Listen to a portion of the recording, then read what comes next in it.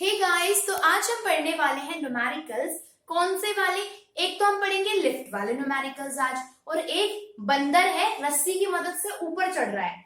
ऐसा भी क्वेश्चन आप सुनोगे आगे इस चैप्टर के अंदर ना, कहीं पर मिलेंगे आपको ऐसे वाले क्वेश्चंस। और एक क्वेश्चन कैसा बनता है कि आप क्या कर रहे हो, माउंटेन क्लाइंबिंग कर रहे हो, या फिर कोई इंसान रोप की मदद से, रस्सी की मदद से ऊपर चढ़ रहा है या फिर नीचे उतर रहा है। ठीक है, तो ऐसे 3 टाइप के क्वेश्चंस हमें यहाँ पर डिस्कस करने हैं।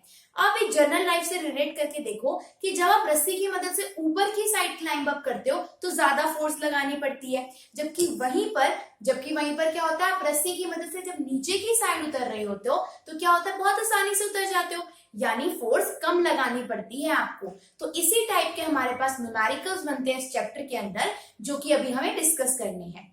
जैसे लिफ्ट की बात करूं तो मान लिया कि आपके पास में लिफ्ट रूम था, मतलब कि लिफ्ट थी आपके पास में, और ये लिफ्ट ए एक्सेलरेशन से क्या कर रही थी, ऊपर की साइड जा रही थी। ठीक है, ए एक्सेलरेशन से अपवर्ड डायरेक्शन के अंदर जा रही थी। तो अब इस लिफ्ट का मास मान लिया कि आपके पास में क्या था, एम था। इस लिफ्ट का मास क्या था आपके पास में, एम मास था। अब देखो, अब हमें ये पता है कि अगर लिफ्ट भी है तो कुछ ना कुछ केबल्स की मदद से ऊपर बंधी हुई होती है आपके पास में, यानी केबल्स की हेल्प से ही तो मूवमेंट करती है ना।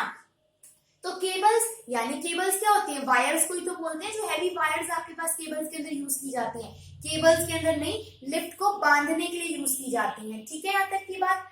तो यहाँ पर इन केबल्स की वजह से ऊपर एक फोर्स लगेगी जिसको हम टेंशन फोर्स बोलेंगे, क्योंकि अगेन एज अ रोप की तरह काम करेगी, और जहां पर भी आपके पास में खिंचाव होगा वहां पर टेंशन की फोर्स आएगी।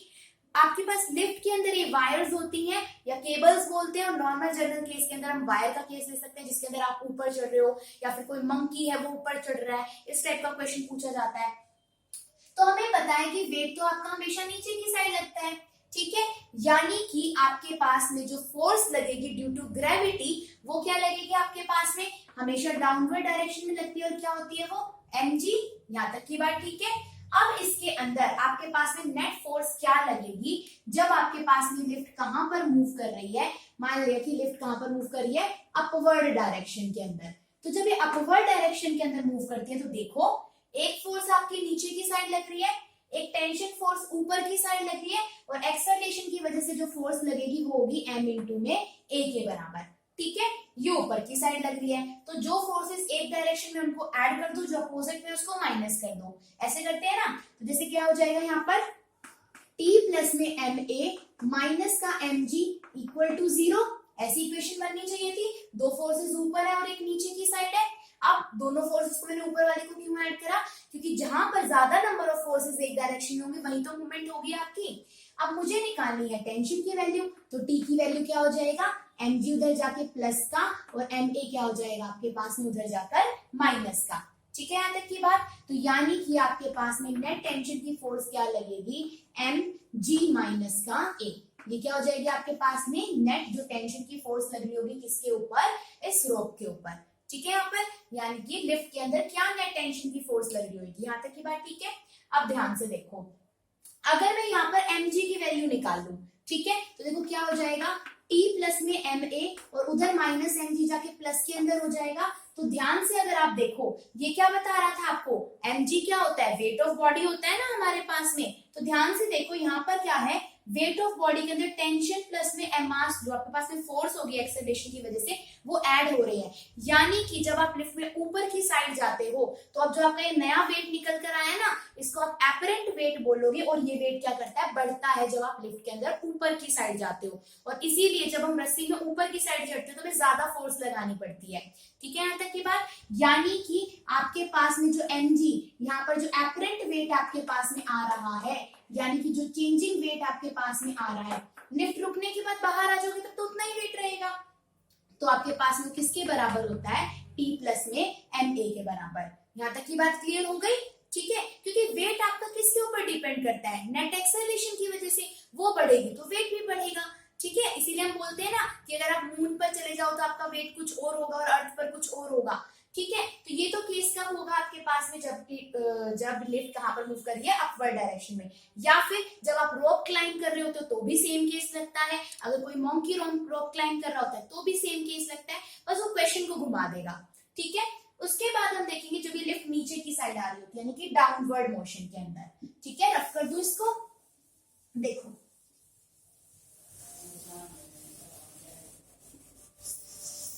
चले आगे की साइड, इसको मैं थोड़ा सा और क्लीन कर देती हूँ।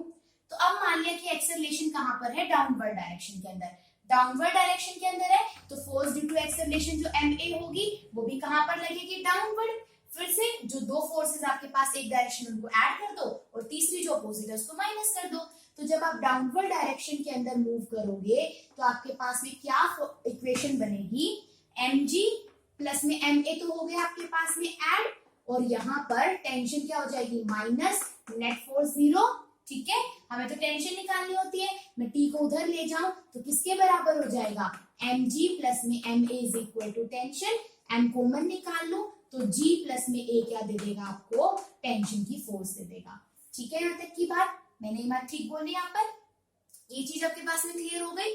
अब यहां से भी अगर वो एपरेंट वेट पूछ ले, ठीक है, यानी यहाँ पर mg क्या है आपके पास में, mg था हमारे पास में एपरेंट वेट, यानी लिफ्ट के अंदर जो आपका वेट आएगा आपका, यानी पूरी नेट लिफ्ट की ही बात हम करेंगे। ठीक है, क्योंकि आपका वेट तो लिफ्ट के कंपैरिजन में क्या है, बहुत ज्यादा कम है ना, पर फर्क तो उस पर भी पड़ेगा। तो यहाँ से mg की वैल्यू निकालो, mg किसके बराबर हो जाएगा आपके पास में, t माइनस का ma, यानी कि आपका वेट क्या होगा, आपको कम फील होगा।